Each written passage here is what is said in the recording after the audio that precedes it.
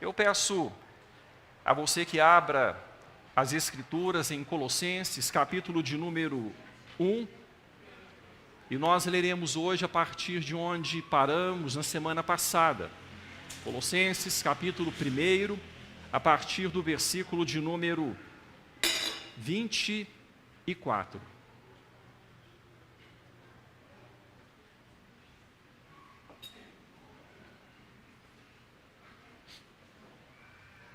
Leremos até o final do capítulo, até o versículo 29, Colossenses 1, de 24 a 29. E o tema da nossa exposição nessa noite, esperança da glória. É uma expressão que está presente no texto que será lido, os irmãos observarão isso. Esperança da glória. Eu lerei e peço a você que acompanhe com reverência, atenção, a leitura da palavra de Deus. Agora me regozijo nos meus sofrimentos por vós e preencho o que resta das aflições de Cristo na minha carne, a favor do seu corpo, que é a igreja, da qual me tornei ministro de acordo com a dispensação da parte de Deus, que me foi confiada a vosso favor, para dar pleno cumprimento à palavra de Deus. O mistério que estivera oculto dos séculos e das gerações, agora, todavia, se manifestou aos seus santos, aos quais Deus quis dar a conhecer qual seja a riqueza da glória deste mistério entre os gentios, isto é, Cristo em vós, a esperança da glória, o qual nós anunciamos, advertindo a todo homem e ensinando a todo homem em toda a sabedoria, a fim de que apresentemos todo homem perfeito em Cristo. Para isso é que eu também me afadigo, esforçando-me o mais possível, segundo a sua eficácia, que opera eficientemente em mim. Amém. Esperança da glória. Howard Schultz nasceu no Brooklyn, em Nova York, em uma família pobre, mas não permitiu que isso o limitasse. Depois de se formar na faculdade, trabalhou em várias empresas, até ser contratado pela Starbucks em 1982, quando a empresa era apenas uma pequena rede de lojas de café em Seattle. Schultz tinha uma visão diferente para a Starbucks. Queria transformá-la em um lugar onde as pessoas pudessem se reunir, relaxar e aproveitar uma xícara de café, semelhante às cafeterias que visitara durante uma viagem à Itália. Os proprietários originais da Starbucks, contudo, não estavam dispostos a arriscar mudar o modelo de negócios. Determinado a seguir sua visão, Schultz decidiu deixar a Starbucks e abrir sua própria rede de cafeterias, chamada Il Giornale, o jornal, o diário. A ideia é que nessa cafeteria as pessoas pudessem, enquanto tomava o seu café, lerem os seus jornais ou conversarem a respeito dos acontecimentos do dia a dia. O apóstolo Paulo começa sua carta aos Colossenses falando sobre o início da obra de Deus entre eles e sobre o momento presente que eles estavam vivendo. Momento esse do qual tomara conhecimento através do relato do pastor Epáfras, pastor da igreja colossense, o qual havia ido até Roma visitar Paulo em sua prisão domiciliar. Paulo, prosseguindo a carta, relata que estava orando por eles, de modo especial, desde que ouvira o relato de Epáfras, orando para que eles conhecessem a Deus plenamente, vivessem de modo digno do Senhor, fossem fortalecidos por Deus e com alegria fossem gratos pela salvação eterna. Em seguida, continuando sua carta, Paulo discorre sobre a supremacia do Senhor Jesus Cristo, texto maravilhoso que foi compartilhado na semana passada, e a forma como o Senhor Jesus Cristo reconciliou com Deus todas as coisas, entre elas, os próprios cristãos colossenses. E é nesse ponto que chegamos ao texto de hoje. Nele, o apóstolo Paulo fala sobre seu envolvimento pastoral entre os colossenses, reconciliados com Deus, isto é, entre a igreja de Deus em Colossos. Fala sobre o mistério que Deus estava revelando naquele tempo, e fala sobre a sua atitude, a atitude de Paulo, como pastor de Deus, diante desse mistério. E são esses os pontos que nós vamos observar através da exposição destes versículos.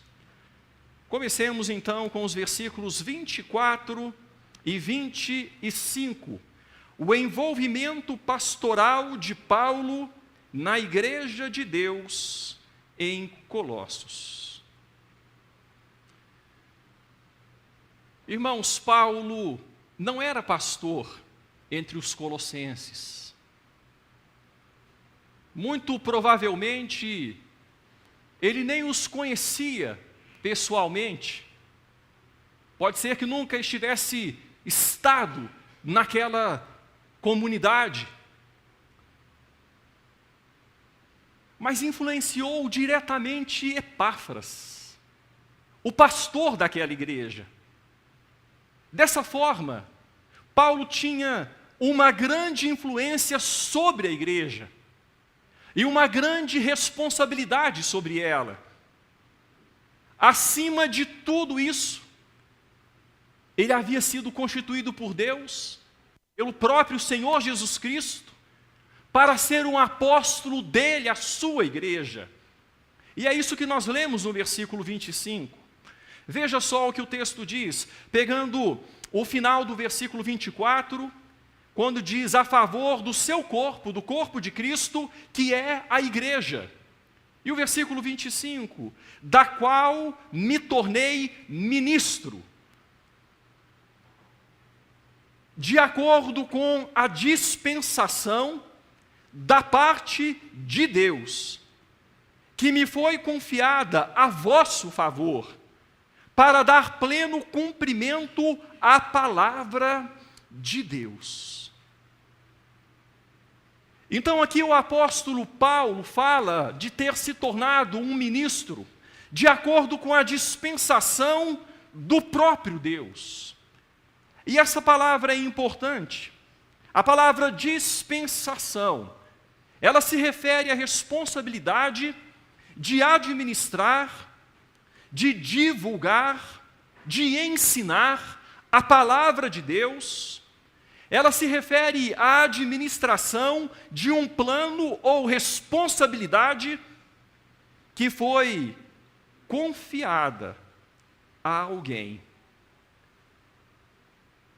Então Paulo diz que, da parte do próprio Deus, lhe foi confiada essa dispensação essa responsabilidade de ser um ministro, um apóstolo da igreja do Senhor Jesus Cristo.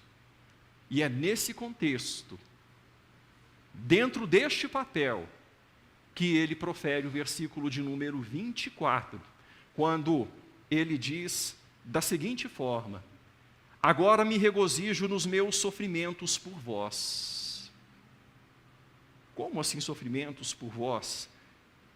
Ele não era o plantador daquela igreja, ele, como dissemos, possivelmente nem havia estado lá em algum tempo, mas ele era apóstolo do Senhor Jesus Cristo, aquele que havia comprado aquela igreja.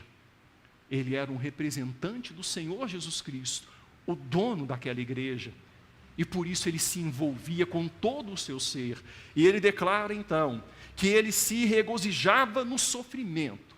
Veja que interessante esta colocação, esta expressão, regozijo no sofrimento. Em outra palavra, alegria na dor. Me regozijo nos meus sofrimentos por vós e preencho o que resta das aflições de Cristo na minha carne, a favor do seu corpo, que é a igreja. Vejam só, irmãos, as palavras colocadas aqui, elas precisam ser muito bem entendidas, para que não haja nenhuma má compreensão. O apóstolo então chega a dizer do regozijo no sofrimento, da alegria na dor, e isso pelos colossenses, e fala que ele preenchia o que restava das aflições de Cristo. Como assim? O que é que restava das aflições de Cristo? O que é que ele quer dizer? Em favor do seu corpo, do corpo de Cristo, que é a igreja. O que é que Paulo está dizendo aqui? Como explicar isso? A encarnação de Cristo, sua obra, seu sacrifício, não foram suficientes para a salvação dos eleitos? Foram ou não? Foram. Veja que em Colossenses mesmo, um pouquinho adiante, no capítulo 2, versículo de número 14, o texto diz: tendo cancelado o escrito de dívida que era contra nós, e que constava de ordenanças, o qual nos era prejudicial, removeu-o, qual que é a palavra que segue? Inteiramente. Não ficou nada para trás. A dívida foi toda paga, tudo foi consumado, tudo foi pago. Removeu-o inteiramente, encravando-o na cruz. Deixando o texto de Colossenses marcado, abra por favor sua Bíblia em Hebreus, capítulo de número 10.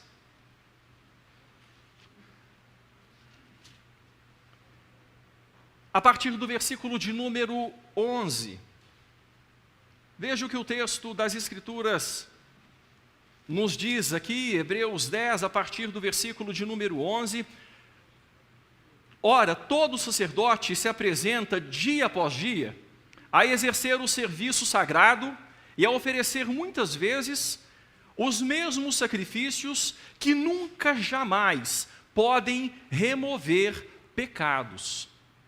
Jesus, porém, tendo oferecido para sempre um único sacrifício pelos pecados, assentou-se à destra de Deus, aguardando daí em diante até que os seus inimigos sejam postos por estrado dos seus pés.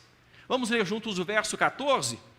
Porque com uma única oferta aperfeiçoou para sempre quantos estão sendo santificados.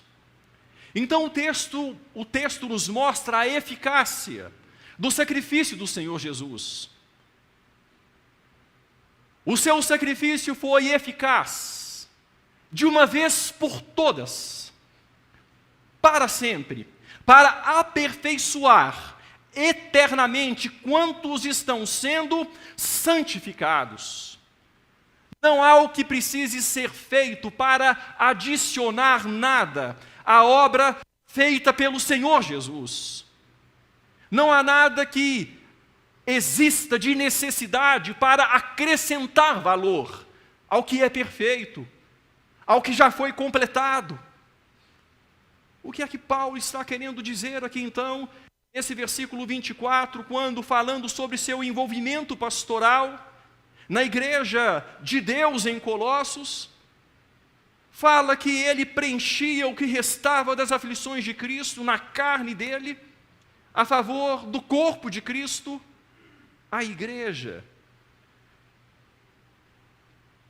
Irmãos, a explicação de William Hendrickson, eu creio ser muito simples e muito elucidativa, quando esse comentarista diz que aqui o texto não está falando sobre salvação, mas sobre edificação daquele que já é salvo. São duas coisas bem diferentes, mas que se encontram e formam um processo. Paulo não fala de salvação, fala de edificação daqueles que estão, daquele que já é salvo. Eu quero que você abra a sua Bíblia também agora em 2 Timóteo, ou 2 Timóteo, capítulo 2. Aqui Paulo vai falar também de sofrimento por causa da igreja, e ele vai instruir o pastor Timóteo a respeito deste assunto. E veja só, 2 Timóteo capítulo 2, o texto assim nos diz: Tu, pois, filho meu, fortifica-te na graça que está em Cristo Jesus. E o que da minha parte ouviste, através de muitas testemunhas, isso mesmo transmite a homens fiéis e também idôneos para instruir a outros. Vamos ler juntos o verso 3? Participa dos meus sofrimentos, como bom soldado de Cristo. Nenhum soldado em serviço se envolve em negócios desta vida, porque o seu objetivo é satisfazer aquele que o arregimentou. Igualmente, o atleta não é coroado se não lutar segundo as normas. O lavrador que trabalha deve ser o primeiro a participar dos frutos. Pondera o que acabo de dizer, porque o Senhor te dará compreensão em todas as coisas. Lembra-te de Jesus Cristo, ressuscitado de entre os mortos, descendente de Davi, segundo o meu evangelho. Vamos ler o versículo 9 juntos? Pela qual estou algemado, sofrendo até algemas, como malfeitor. Contudo, a palavra de Deus não está algemada. Vamos ler também o versículo 10 juntos? Por esta razão, tudo suporto por causa dos eleitos, para que também eles obtenham a salvação que está em Cristo Jesus, com eterna glória. Então Paulo está instruindo o pastor Timóteo, de quem ele se considerava pai. E no versículo 10, depois de ter feito essa instrução, essa palestra para Timóteo, Paulo diz o seguinte: olha, Timóteo, por essa razão tudo suporto. Por causa de quem? Dos eleitos, daqueles que já são salvos, daqueles que foram alcançados por Cristo Jesus. Tudo suporto por causa dos eleitos, para que também obtenham a salvação que está em Cristo Jesus. Aí então, ele coloca mais uma informação: com glória eterna. Irmãos, existe a igreja gloriosa, triunfante, mas existe a igreja que está na labuta, militante, que ainda tem lutas, tem manchas, tem rugas, mas está sendo preparada. Existe a igreja nos céus e a igreja na terra.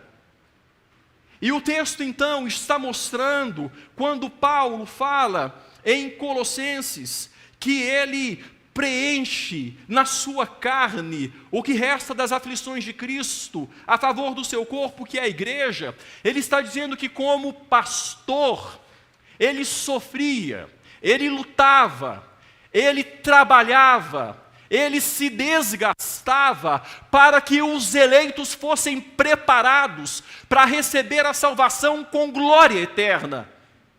Um outro momento da salvação, o momento da glorificação, que os eleitos fossem trabalhados por Deus, talhados por Deus, esculpidos por Deus, de modo que, na volta do Senhor, estivessem preparados para a glória eterna. Nós fomos salvos, estamos sendo salvos e seremos salvos. Nós fomos salvos no passado, através da obra maravilhosa de Cristo de expiação.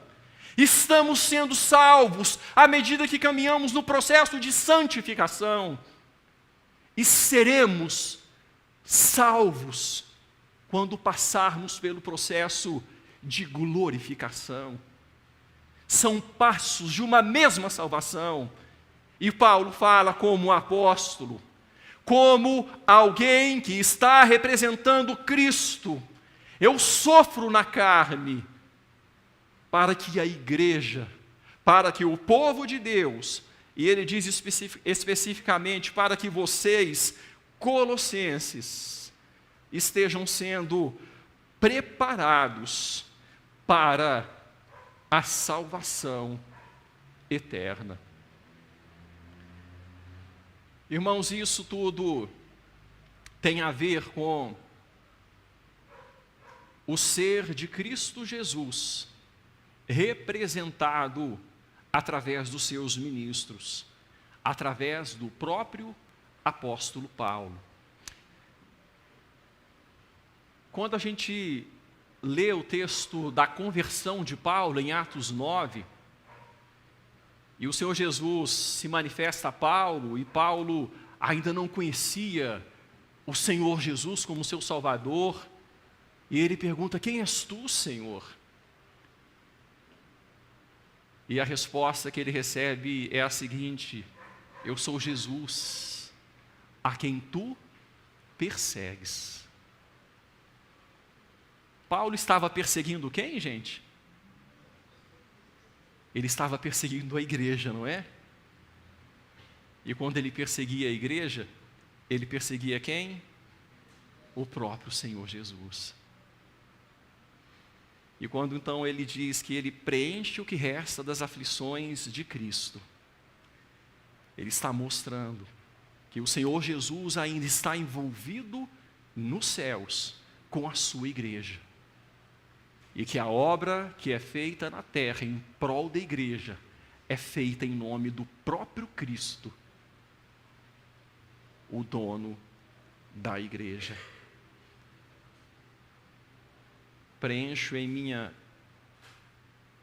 o que resta das aflições de Cristo na minha carne a favor do seu corpo, que é a igreja.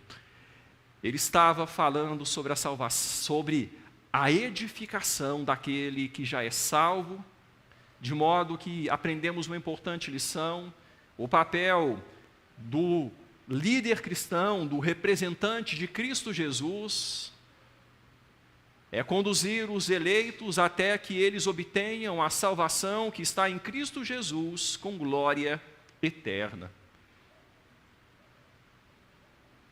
Todo cristão verdadeiro está nesta jornada, sendo preparado para receber a salvação que está em Cristo Jesus com glória eterna.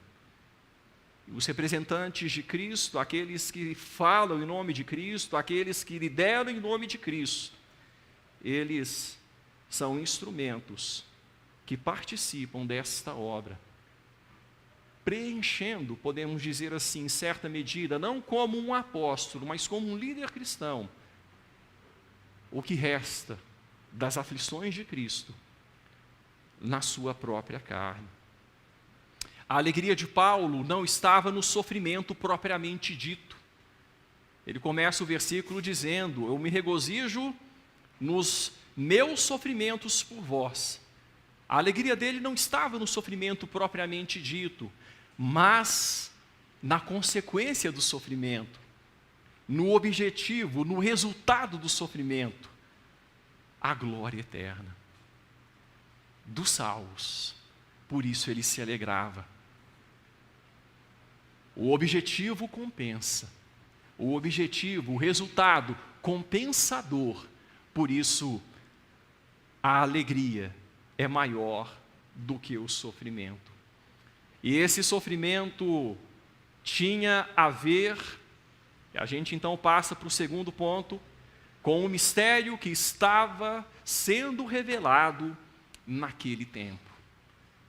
O sofrimento tinha a ver com o mistério que estava sendo revelado naquele tempo, e são os próximos 2 versículos.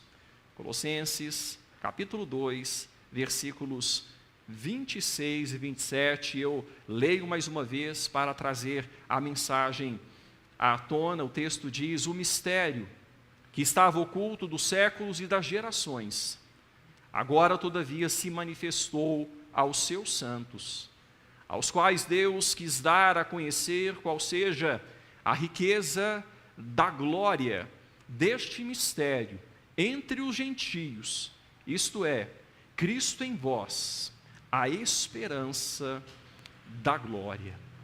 Então, o sofrimento tinha a ver com o mistério que Deus estava revelando naquele tempo. Dentro, irmãos, da dispensação recebida por Paulo, de administrar algo que não era seu, de empreender ou executar um plano que era de outro, estava a efetivação do pleno cumprimento da palavra de Deus quanto a um mistério. Mistério, pois no Antigo Testamento não havia sido plenamente vivenciado, nem muito menos compreendido. Homens de Deus no Antigo Testamento tinham uma visão parcial, conforme Abraão viu o dia do Senhor Jesus, e o próprio Senhor Jesus Cristo disse isso: Abraão viu o meu dia e se regozijou. Mas Abraão não tinha detalhes desse dia, Abraão não tinha todo o mistério diante de si. O próprio Moisés, que escreveu acerca do grande profeta que viria em lugar dele, o qual deveria ser ouvido pelo povo, o próprio Moisés não tinha todos os detalhes, não podia falar claramente porque ainda era mistério. O profeta Isaías, que parece ter descrito fotograficamente, como por exemplo em Isaías 53, quando fala do sacrifício do Senhor, também não conhecia plenamente, ainda era sombra, ainda era por figura. Só que quando chegamos ao Novo Testamento, o mistério é revelado. E o texto aqui vai deixar claro que esse mistério é Cristo habitando no homem, a esperança da glória. Ele vai deixar claro, e Paulo aqui vai se dirigir diretamente aos Colossenses, é Cristo em vós, Colossenses gentios. É Cristo em vós. Esse é o mistério, oculto dos tempos, das gerações. Agora, todavia, Deus se manifestou aos seus santos. Veja em sua Bíblia, pertinho aí também, no capítulo 2, versículo 2.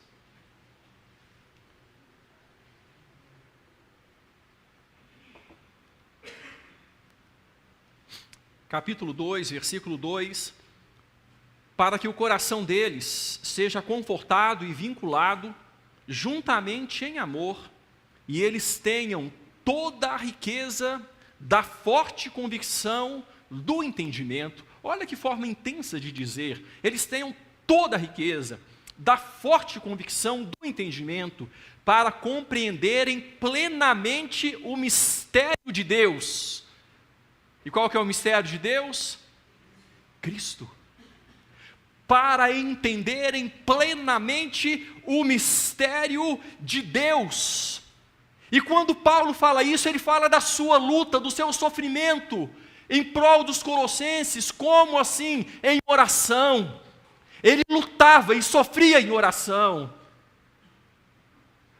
Irmãos, a obra de Deus é uma obra espiritual. E embora Paulo estivesse preso em Roma, ele orava e lutava pelos colossenses lá na Ásia. Orava e sofria e se regozijava, porque sabia que a sua oração era eficaz. E os abençoaria, para que eles pudessem ser preparados para receber a salvação em glória. Essa era parte do seu sofrimento.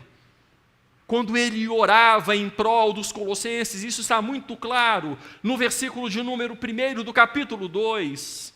E ele orava para que eles tivessem a forte convicção de toda a riqueza do entendimento para compreenderem plenamente o mistério de Deus, Cristo.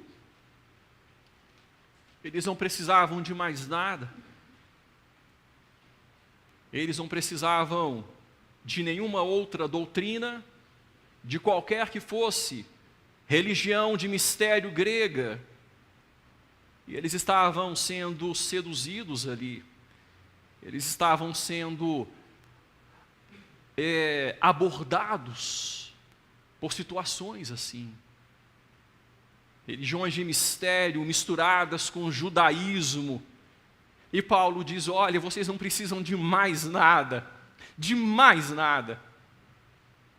Cristo é um mistério de Deus. E se vocês compreenderem plenamente quem é Cristo, vocês estarão satisfeitos pela eternidade. Mais nenhuma doutrina, mais nenhuma ideologia, mais nenhuma filosofia, mais nenhum mistério, nada. O mistério de Deus havia sido revelado e era plenamente suficiente. Através dele, os colossenses poderiam ter a esperança da glória. Irmãos, eu quero chamar aqui a atenção de vocês para o versículo de número 27. Veja só, eu já falei que a palavra glória é uma palavra muito rica. E no versículo de número 27, o texto mostra a palavra glória 2 vezes no mesmo versículo com 2 significados.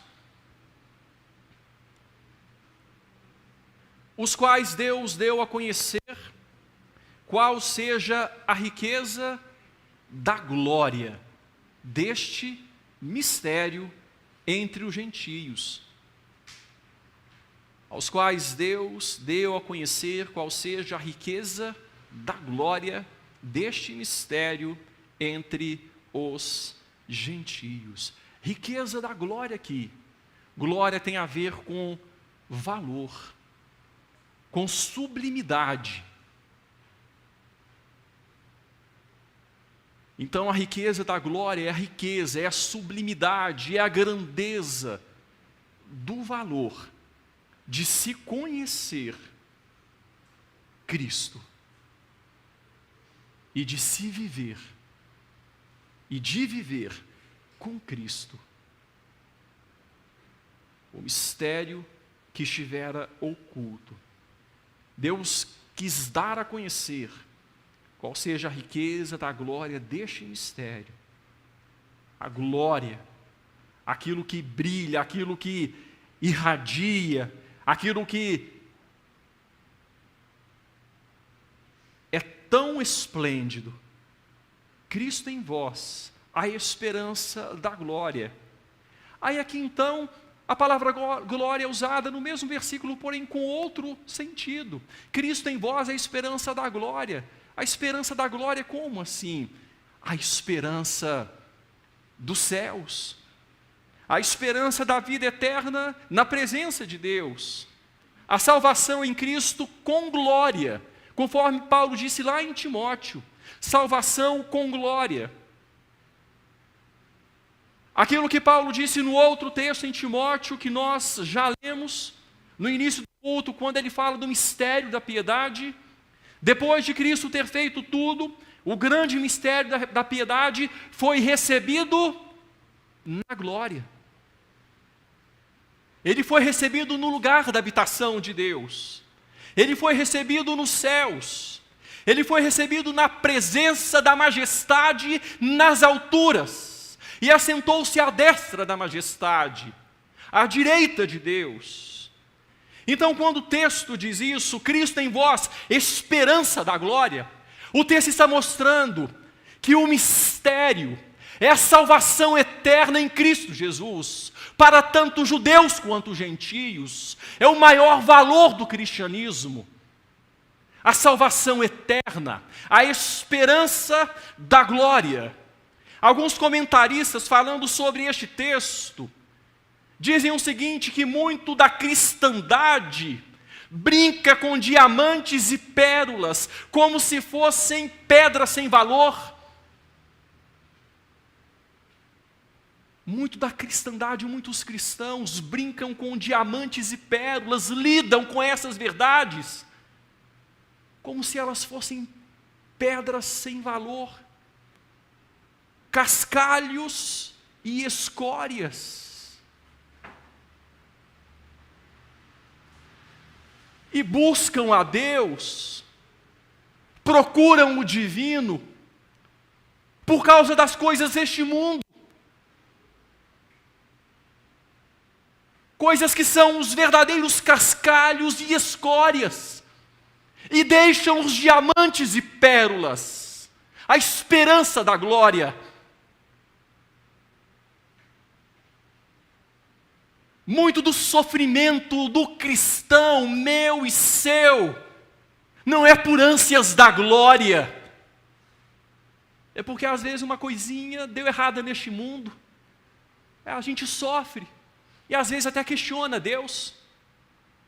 O Deus que tem preparado para nós um lugar de glória eterna. E a gente lida com essas verdades tão maravilhosas como se fossem coisa de somenos.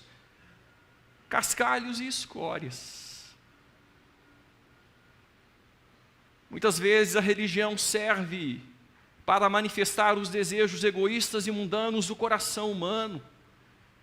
Pessoas que buscam a Deus simplesmente por desejos egoístas e mundanos, e não por amor a Deus e busca da glória. A gente precisa pensar sobre esses pontos. Quando Paulo fala de forma tão profunda sobre o mistério que estiver oculto dos séculos, das gerações, oculto de Abraão, de Moisés, de tantos homens no Antigo Testamento, e o livro de Hebreus vai falar que esses homens, eles valorizavam o mistério, porque eles se consideravam estrangeiros e peregrinos nesta terra, aguardando uma pátria celestial. E às vezes a gente se apega tanto a essa pátria, tanto a esta terra, tanto às coisas deste mundo. E Deus está mostrando para a gente o mistério revelado, Cristo em nós, a esperança da glória.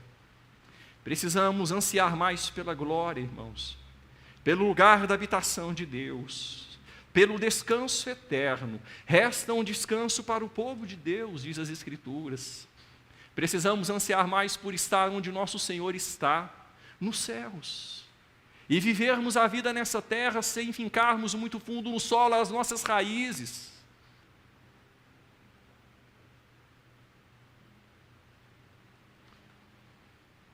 Paulo tinha outro entendimento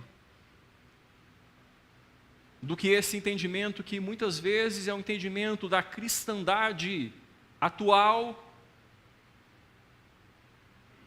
e de todos os tempos, em certo sentido. Paulo tinha outro entendimento, ele orava por isso, ele se desgastava, ele se envolvia, ele sofria para preparar a igreja para isso. E a sua atitude diante desse mistério mostra o seu entendimento, e a gente chega no terceiro ponto para finalizar. A atitude de Paulo como pastor de Deus diante desse mistério. Vejam os versículos finais, versículos 28 e 29. E aqui nós vemos a atitude de Paulo diante desse mistério. Paulo trabalhava para a edificação da igreja do Senhor Jesus Cristo, mas trabalhava antes para a sua própria edificação. Ele vai dizer isso muito claro: eu esmurro o meu próprio corpo, eu o reduzo à escravidão, eu não quero ser hipócrita, eu não quero pregar a outros e eu mesmo ser desqualificado. Ele diz: todo atleta em tudo se domina, esses para alcançar uma coroa corruptível, nós a incorruptível. Percebam o domínio, a luta em prol de alcançar uma coroa que não se corrompe. Paulo trabalhava para sua edificação própria, para que fosse um pastor sem qualquer hipocrisia, e trabalhava para a edificação da igreja do Senhor Jesus Cristo, o corpo do próprio Deus Filho. Veja o versículo de número 28. O qual nós anunciamos. Paulo então dirige para aquela igreja sobre a qual ele tinha responsabilidade como apóstolo que era, ainda que não fosse o pastor dela, mas tinha responsabilidade e influência.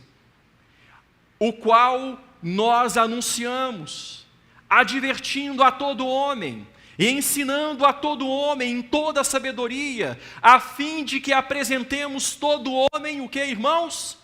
Perfeito em Cristo. A fim de que cheguemos ao ponto de apresentar todo homem, aqueles que têm sido chamados por Deus, salvos por Deus, eleitos por Deus, como noiva, sem ruga e sem mancha, preparada e adornada para um único esposo, o Senhor Jesus Cristo. Todo homem perfeito em Cristo, perfeito no sentido de maduro, de maturidade, de entendedor dessas realidades. E ele então diz: nós anunciamos, nós pregamos, o ministério querigmático de pregação, de proclamação. E Paulo fala: nós pregamos. E ele diz: nós advertimos, nós instruímos, nós caminhamos junto, nós corrigimos.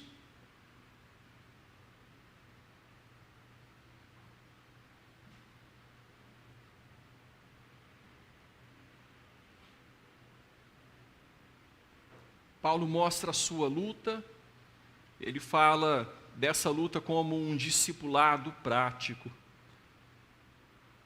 advertindo a todo homem e ensinando. É o que o próprio Senhor de Paulo disse para a igreja: ide fazer discípulos de todas as nações, batizando-os em nome do Pai, do Filho, do Espírito Santo, ensinando-os a guardar todas as coisas que eu vos tenho ordenado. E Paulo diz que fazia isso. Foi uma dispensação recebida por ele, uma responsabilidade, um plano a ser executado. Ele era mordomo, ele precisava fazer conforme as instruções daquele que é o possuidor dos bens, daquele de quem ele lidava com os recursos. Apresentemos todo homem perfeito em Cristo. Através da igreja, o salvo, o eleito, aquele que faz parte da igreja do Senhor Jesus Cristo, vai sendo preparado para morar no céu, ser apresentado perfeito em Cristo, e ali então ser glorificado. E na igreja, cada cristão, cada salvo, é instrumento nas mãos de Deus para o preparo de outros salvos, de outros cristãos também. Nós podemos dizer que, em certa medida, temos a mesma responsabilidade de Paulo, de sermos instrumentos nas mãos de Deus para a edificação da igreja, dedicando os nossos dons, os nossos talentos, as nossas habilidades, cumprindo o nosso chamado para que a igreja seja edificada e para que os homens caminhem para a maturidade espiritual. Então Paulo finaliza no versículo de número 29, para isso é que eu também me afadigo. Para isso é que eu também me afadigo, eu me canso, isso me cansa, no sentido de que eu coloco as minhas forças nisso, eu coloco o meu empenho nisso, eu coloco a minha inteligência nisso, eu trabalho a ponto de fadiga, esforçando-me o mais possível, eu luto. E como eu disse, ele lutava tanto por ele mesmo quanto pela igreja. Ele lutava tanto por si quanto pelo ministério recebido do Senhor. Esforçando-me o mais possível, segundo a sua eficácia que opera eficientemente em mim. E vejam então que ele encerra o texto, mostrando que a luta dele era na força do próprio Senhor. Segundo a sua eficácia, que opera eficientemente em mim. É no poder dele, mas eu me esforço. Estão vendo os dois lados, irmãos? Os dois lados da mesma moeda. Soberania de Deus, responsabilidade humana. Preservação dos santos versus perseverança dos santos. Eu me esforço, eu me afadigo. Só que a força é dele. A força é dele. A eficácia da força é dele. Opera eficientemente em mim. E assim, o cristão vai caminhando também. Cada um de nós. Esforçai-vos por entrar pela porta estreita, porque espaçoso é o caminho e larga é a porta que conduz à perdição, e são muitos os que entram por ela e andam por ele. Mas estreita é a porta e apertado o caminho que conduz para a salvação, e são poucos os que acertam por ele. O esforço. Desde os dias de João Batista até agora, o reino dos céus tem sido tomado por esforço, e aqueles que se esforçam se apoderam dele. O texto bíblico vai mostrando essas verdades caminhando lado a lado. Aquele que perseverar até o fim será salvo. Ser fiel até a morte, dar-te-ei a coroa da vida.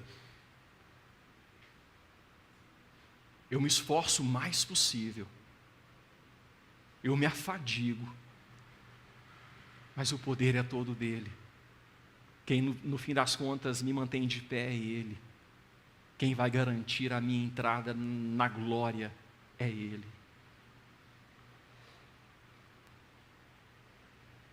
Irmãos, aqui nós vemos a esperança da glória. Paulo fala sobre o seu envolvimento pastoral com a igreja em Colossos, mostrando a sua preocupação com aquele povo amado de Cristo, sobre o qual ele tinha influência. Paulo fala sobre o mistério que estava sendo revelado por Deus naquele tempo. Que privilégio para aqueles homens, e que privilégio para nós hoje que temos em mãos a Bíblia, e podemos conhecer em detalhes esse mistério, e ter Cristo em nós, o Emanuel, por meio do seu Espírito que em nós habita. E Paulo fala da sua atitude diante desse mistério, como que ele se esforçava, como que ele agia, como que ele enxergava essa realidade, tanto como homem, quanto como alguém que recebeu da parte de Deus uma dispensação. Irmãos, eu quero finalizar voltando à história de Howard Schultz, aquele homem de quem começamos a contar a história no começo do nosso culto.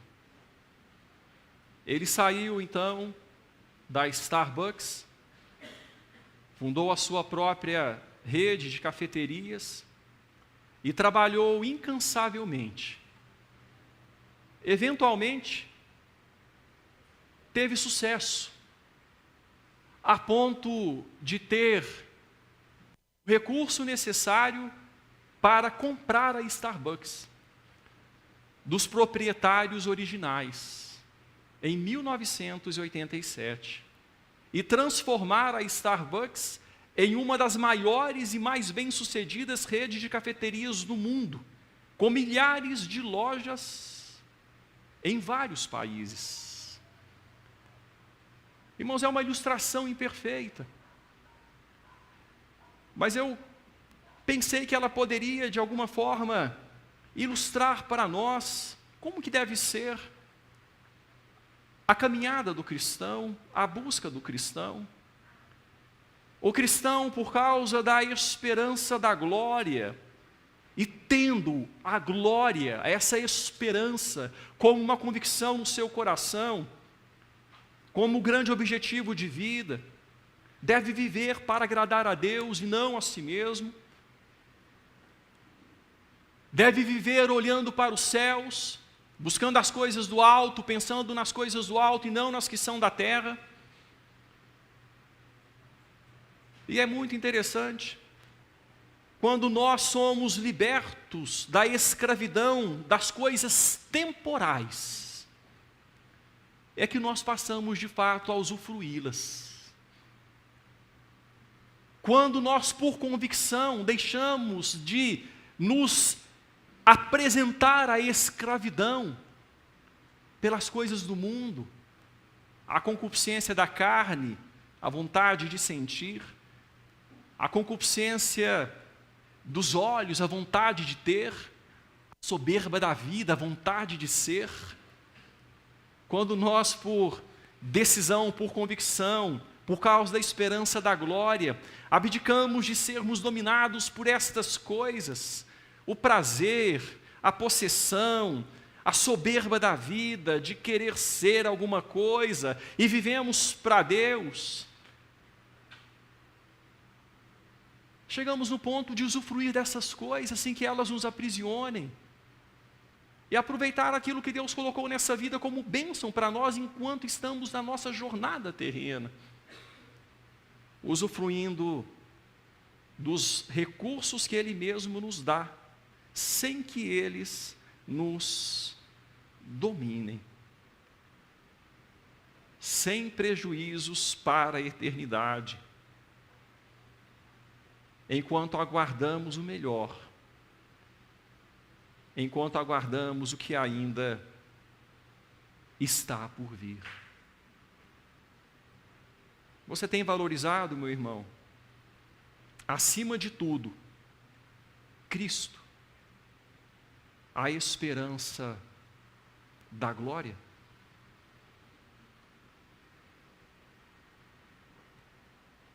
É a reflexão que eu quero deixar para todos nós, ao final desta palavra.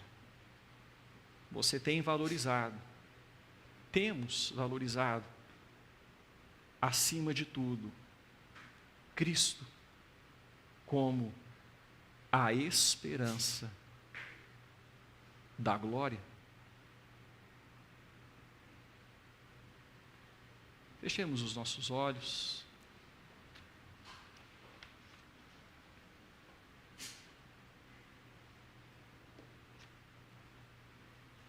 E falemos com o nosso Deus em oração.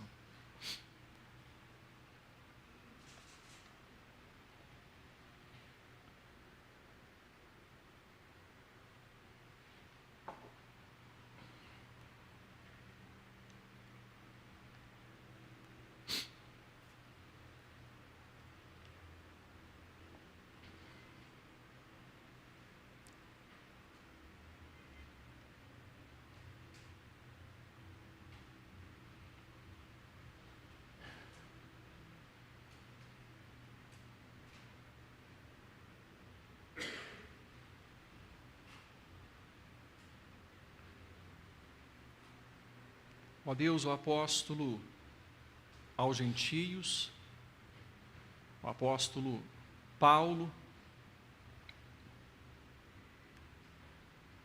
descreve a si mesmo como alguém que se afadigava, que se esforçava o mais possível. Alguém que não lutava sem meta, que não desferia golpes no ar, mas que esmurrava o próprio corpo, reduzindo-o à escravidão. Ele que pregava a outros não queria ser desqualificado. O apóstolo Paulo, inspirado pelo seu Santo Espírito, para ser instrumento para que hoje tivéssemos em mãos essa palavra, fala daquilo que deve ser a força que nos motiva. Fala daquilo que deve ser a nossa maior ambição, a nossa maior busca. O entendimento do mistério. Mistério esse que alcança judeus e gentios. Cristo em nós, esperança da glória.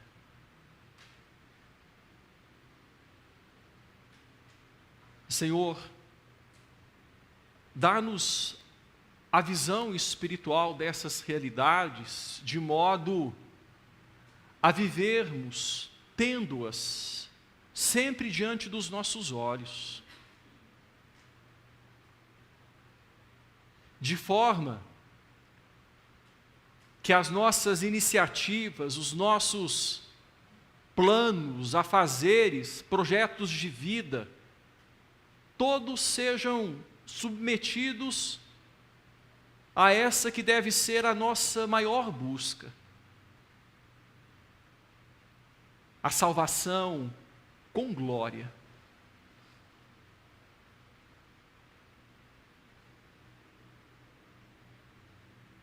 Abençoa-nos, Senhor.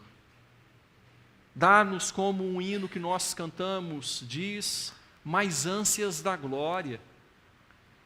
Dá-nos mais visão do valor dessas grandezas, de modo que não brinquemos com elas como crianças brincam com pedrinhas que acham na rua. Pedras preciosas, de tanto valor. O Senhor Jesus, em um texto no Evangelho, diz que o reino dos céus é semelhante a um homem que negocia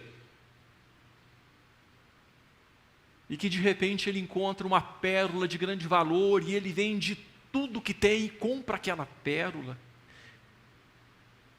Ele compra o terreno onde percebe que tem um tesouro escondido, dá tudo o que tem. Ó Deus, e aí também está a libertação, porque quando perdemos a vida por causa do Evangelho, por causa do Senhor, na verdade nós estamos ganhando a vida, achando a vida, porque nós nos libertamos de forças que poderiam ser de outra forma escravizadoras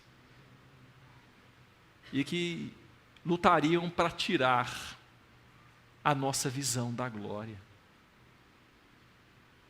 Ajuda-nos, Senhor. Nós oramos deixando a nossa vida nas Tuas mãos e confessando os nossos pecados, confessando que muitas vezes os nossos olhos estão mais nas coisas deste mundo, confessando que muitas vezes nós nos afadigamos, nós nos esforçamos o mais possível, não para isso, não para a glória, mas para alcançar coisas temporais, para alcançar coisas nesta terra, e deixamos a glória em segundo lugar, em segundo plano, em posto secundário.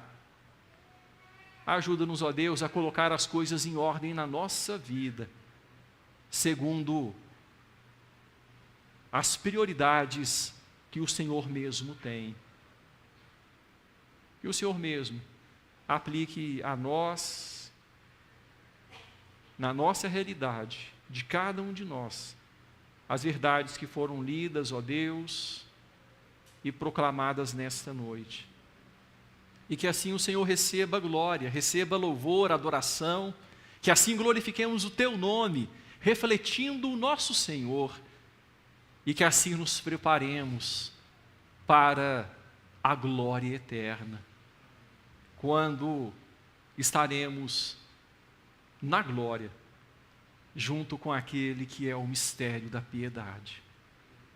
Louvado seja o Teu nome, ó Deus, em nome de Cristo Jesus. Amém. Irmãos, ide em paz, e que a graça maravilhosa de nosso Senhor e Salvador Jesus Cristo, o grande e eterno amor de Deus o Pai,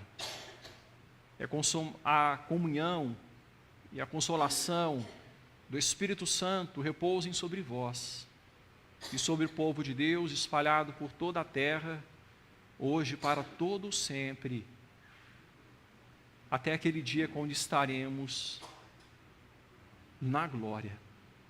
Amém e amém.